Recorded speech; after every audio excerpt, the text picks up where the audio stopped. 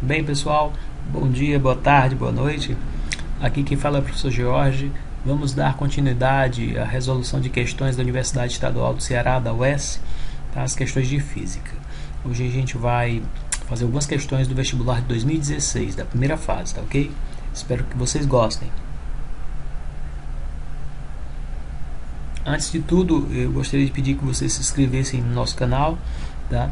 Ativassem as notificações e compartilhassem com os colegas que também vão fazer o S e que esse assunto é pertinente a eles, tá bom?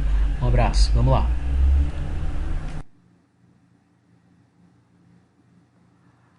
A primeira questão, ela trata o seguinte: o processo de expansão ou compressão de um gás em um curto intervalo de tempo pode representar um processo termodinâmico que se aproxima de um processo adiabático. Como, por exemplo, pode-se mencionar a expansão de um gás de combustão de um cilindro do motor de um automóvel em alta rotação. É correto afirmar que, em um processo adiabático no sistema, item A, a temperatura é constante e o trabalho realizado pelo sistema é nulo. Item B, não há transferência de calor.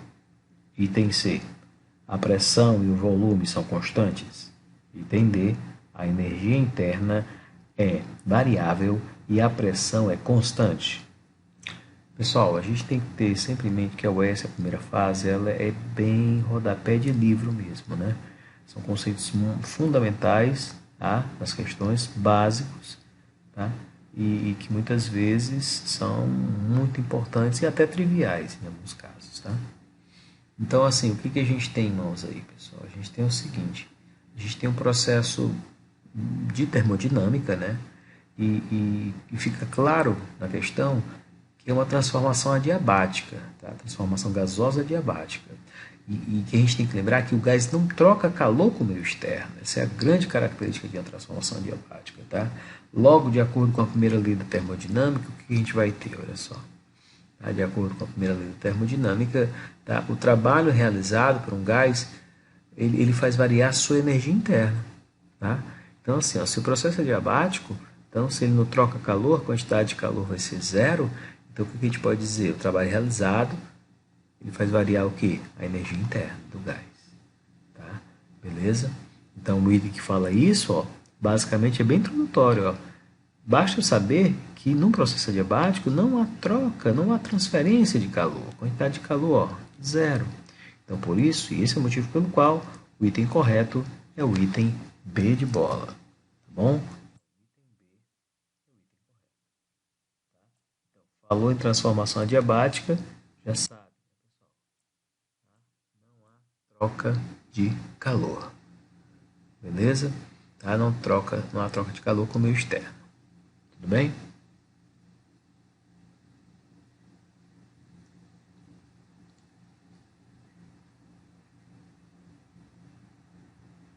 A próxima questão, ela fala o seguinte: considere duas cordas vibrantes como ondas estacionárias e senoidais, sendo uma delas produzidas por um violino e outra por uma guitarra.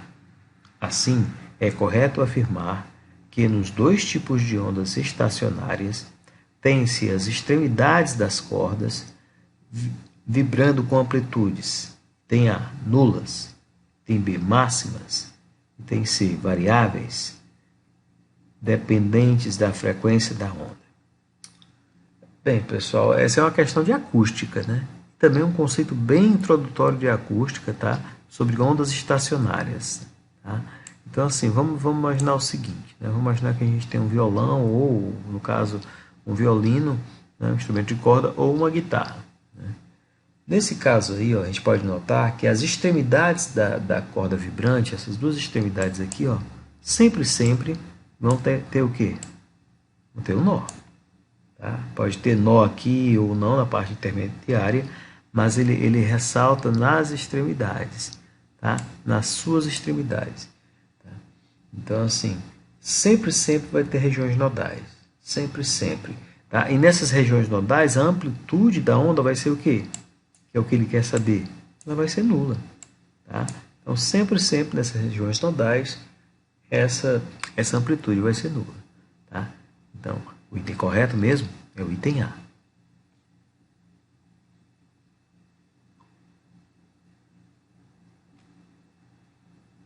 Questão 39, pessoal. A pressão atmosférica a nível do mar em um dado local da superfície da Terra em função do peso da coluna de ar vertical sobre o local,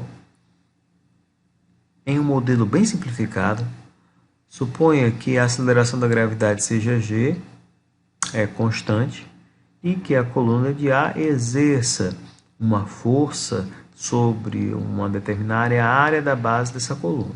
Okay. Considerando os dados, podemos afirmar está corretamente sobre a pressão atmosférica.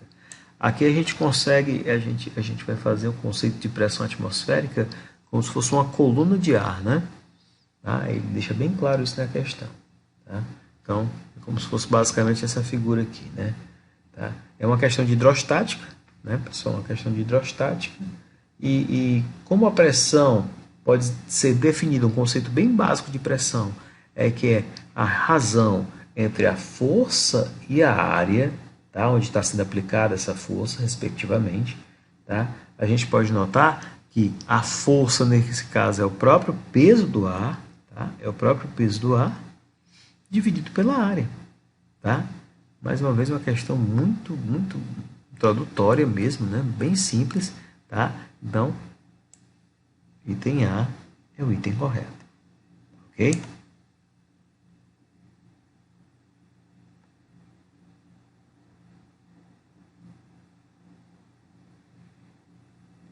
Questão 40, pessoal.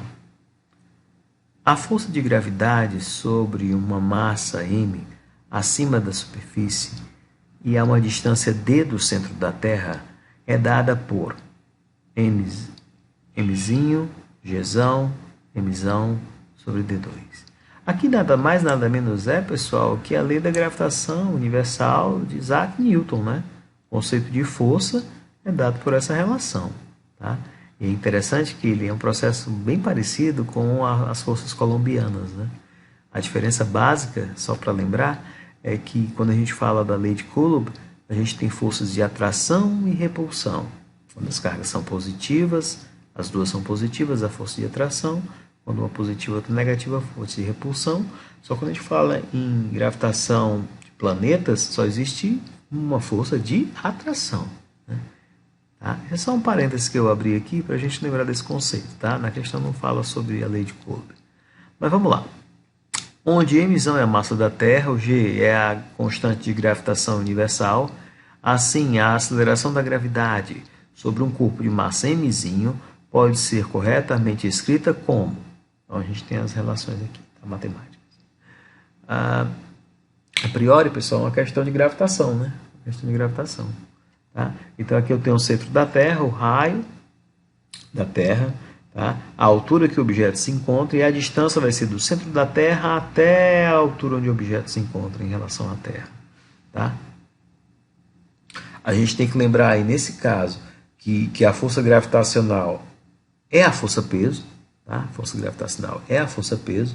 Então a gente vai ter o seguinte, usando a lei da gravitação universal, a gente vai ter Gzão vezes mzão vezes mzinho, que é o produto da massa da Terra vezes a massa do corpo em questão, dividido por essa distância total do centro da Terra até onde o objeto se encontra ao quadrado, é igual ao peso, que é a massa do corpo, que a gente está estudando, vezes a gravidade. Tá? Então é justamente essa gravidade que ele quer determinar. É simples assim, a gente vai eliminar porque não vai depender da massa do próprio corpo, essa atração, ela vai depender da massa do corpo maior. Tá? Então como é que a gente vai ter? A gente vai ter que essa gravidade vai ser Gzão vezes m dividido pela distância ao quadrado. Gzão vezes mzão, tá? Dividido por d ao quadrado. Então o item correto aí é o item B de bola.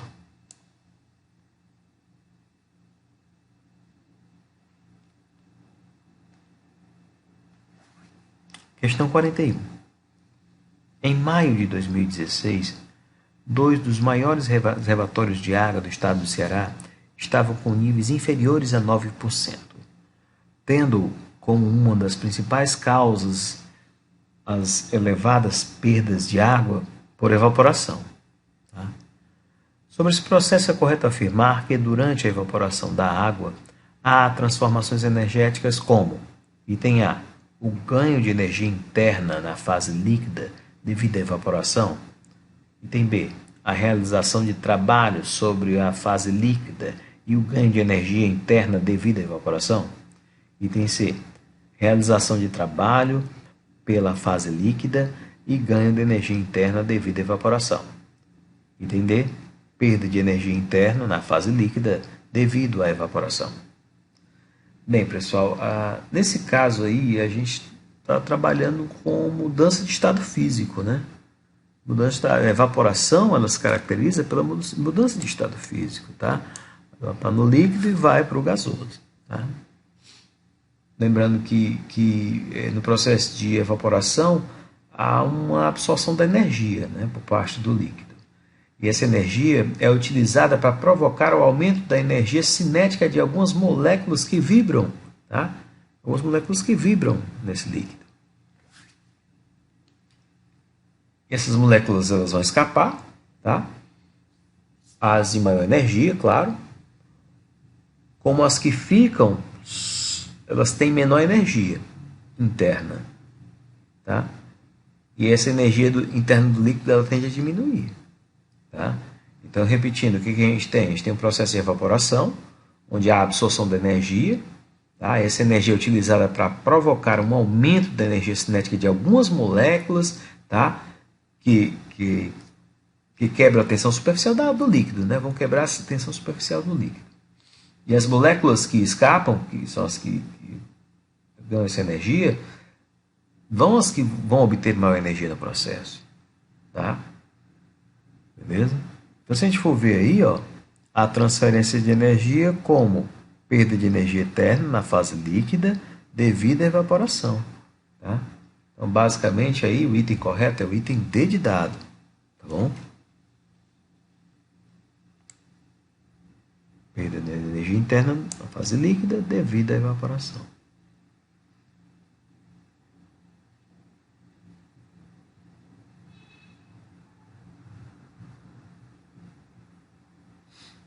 Então, suponha que um taco de sinuca esteja escorado em uma parede vertical, formando um ângulo de 80 graus com o piso, supostamente horizontal. Considere desprezível o atrito entre o taco e a parede vertical e assuma que não há deslizamento entre o taco e o piso. Com base no equilíbrio estático, tá, podemos afirmar corretamente que a força exercida pela parede no taco, ele quer saber a força exercida pela parede no taco, item A, forma um ângulo de 80 graus com o piso. Item B, forma um ângulo de 80 graus com a parede. Item C, é perpendicular à parede. Ou item D, é tangente à parede. Bem, pessoal, aqui é uma questão realmente de estática, né, de um corpo extenso, tá? E obedece aos princípios de ação e reação, né? Aqui é como se tivesse o taco, tá? Aqui a parte horizontal, aqui a parte vertical, né? Aqui 90 graus, tá? Aí o que a gente tem que ficar claro? Tá? No caso da parede, que é o que a gente quer saber, tá? No caso da parede, se a gente observar, a reação normal exercida pela parede deve ser perpendicular à superfície, tá? Então, normalmente, a reação sempre vai ser perpendicular, tá, à superfície e, portanto, perpendicular à parede. Tá? Então, essa região é a região que a gente está estudando na questão. Então, se ele quer saber qual é a força exercida de reação da parede, é perpendicular. Tá? Então, perpendicular à parede, o item correto é o item C de casa. Ok? Bem, pessoal, é isso. Espero que vocês tenham gostado, tá? Mas antes de terminar, eu vou dar algumas dicas que são interessantes para vocês que pretendem fazer ser aprovados no vestibular da UES, tá? Bem, a UES ela gosta muito de repetir questões. Claro que não repetir questões iguais, mas linhas de raciocínio, tá? Até as cascas de banana, eles costumam ter um padrão de repetição. Então, quanto mais questões do próprio vestibular da UES você fizer, mais preparado você vai estar, tá? Então, resolver questões da segunda fase, mesmo que não sejam da tua específica, porque há uma recorrência de raciocínios de resolução de questão que vem de outra fase, tá? Para a primeira fase. Eles trazem de lá da segunda fase para a primeira fase algumas questões com linha de raciocínio parecida, tá?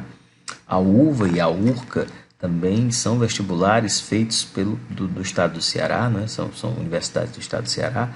Então, a banca que elabora as questões da UES é a mesma banca que elabora a da Universidade Regional do Cariri, assim como da Universidade do Vale do Acaraú, tá? Então, esses dois vestibulares, recomendo a vocês dêem uma olhada aqui no site, eu coloquei para vocês os dois sites, tá? Recomendo dêem uma olhadinha nesses vestibulares também, tá? E resolvam questões de lá, tá bom? Aí, assim, com relação tá muito próximo, né? E como é que eu vou fazer, assim, para escolher alguns assuntos que sempre estão presentes no vestibular da UES? Então, eu fiz aqui um apanhado desses assuntos que são muito recorrentes no vestibular da UES, tá? Eu tirei do próprio edital. Vamos lá, tópico 2. Força e composição e decomposição de força, sistemas de força, movimentos de força, massa, peso, centro de gravidade e de massa. O tópico 5, a segunda lei de Newton e aplicações à dinâmica, impulso e quantidade de movimento. Tópico 7, energia mecânica, energia cinética e potencial, trabalho, potência, teorema do trabalho e energia e conservação da energia também. Outro tópico muito recorrente é o movimento vibratório, né? O nosso MHS, é o movimento harmônico simples, ondas sonoras, velocidade do som, frequência, intensidade, timbre, instrumentos sonoros, tá? Aí a parte de eletricidade também muito recorrente, tá? Corrente contínua, condutibilidade, energia, potência, circuitos, tá? De única malha, lei de Ohm, circuitos variáveis de malha, lei de Kirchhoff e efeito Joule. E magnetismo, né? Força sobre cargas móveis, campo magnético de um fio. Aqui eu fiz um apanhado, tá, pessoal? É claro que para o vestibular você tem que se preparar com todos os tópicos de toda a disciplina. Mas assim, né, esses aqui eu separei para quem tá naquela... preciso estudar... O que eu posso estudar agora, hoje, né, esses dias? Dá uma olhada nesses tópicos aí. Mas o ideal é se preparar bem, estudando todos os tópicos do edital. Tá, ok? No mais, é isso. Tá? No mais, é isso. Eu espero que vocês tenham gostado dessas dicas. Claro que a gente vai dar várias dicas até o vestibular, outras dicas importantes. Tá? Mas essas aí são as de hoje. Tá bom? Um abração. Tudo de bom, saúde e paz e até mais. Tchau, tchau.